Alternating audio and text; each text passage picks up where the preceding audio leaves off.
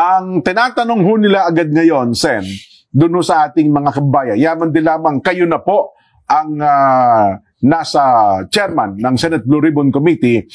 Ano na po ang inaasahan? At mayroon na ho ba kayo nakatalaga kung sino-sino ang mga miyembro ng Blue Ribbon Committee? Yung Blue Ribbon Committee, Jen, Nelson, Opo. ay isang nakapormang committee na yan. May tao na talaga yan. Ang ganun ho ba? Ang pinaka-head niyan ay tinatawag na Director General.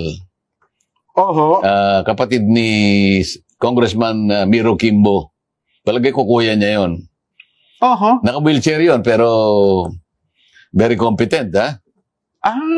Okay. Matagal na siya roon at ang pagkakaalam ko, magre-retire siya itong December. Opo. So, meron na talagang ano yun. Meron talagang May tao yun. Opo. May tao yun. At sa aking palagay, sa tagal ng pagkakatatag ng Blue Ribbon Committee, ay talagang may kasanayan na. Yung competence nila, kung ang pag-uusapan ay pag-build up ng kaso. Opo. Yung mga tinatawag na stop work. Para sa ganun, ay hindi ka lang basta-basta nagtatanong.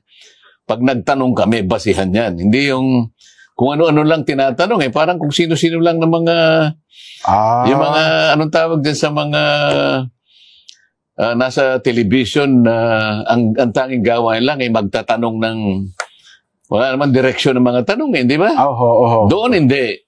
Ganun pala Kasi yan.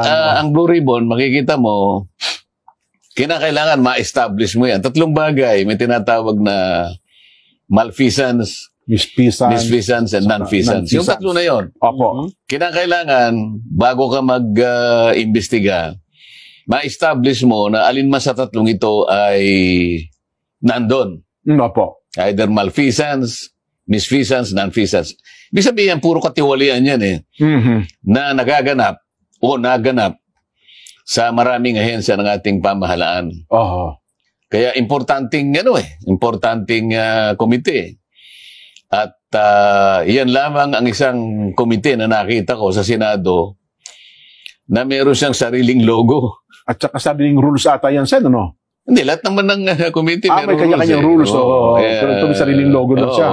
Opo. Pero siya talagang magtataka ka. Ibig sabihin, parang independent siya eh. Kung yun ang tradisyon, igagalang natin ang tradisyon. Opo. Sa tingin ko, ay talagang binigyan siya ng ganung katangian sapagkat ang kanilang gawa hindi kakaiba. Okay. Di ba kakaiba? At doon nga, kahit walang resolution doon eh. I mean, moto proprio pa. Moto proprio. Opo. Pagka naisip ng chairman, sige, simulan ninyong mag-build up ng case dito sapagkat ito ay nabanggit ng Pangulo sa kanyang SONA kamakailan lang. Opo. Alam nga namang hindi tayo maging alerto sa mga bagay-bagay na Pangulo na mismo ang nakapansin. Opo. Napansin din naman ng mga iba. Kaya lang opisyal na binanggit ng Pangulo. Di ba? Tama po. At hindi lang binanggit. Tinakot pa sila, di ba? Yun na nga. Ano sabi? May mga pasaring pa ang Pangulo. Hindi pasaring, diniretso eh. Ano sabi niya, Nelson? Mahiya naman kayo.